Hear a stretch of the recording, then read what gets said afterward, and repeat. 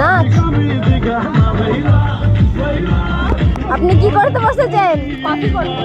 কই কফি ভালো কই? জল বসিয়ে দিতে হবে। আরে খাওয়ার জন্য দেখছেন না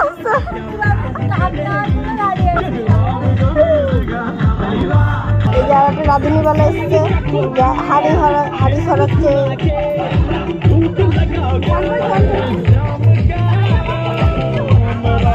এই দেখো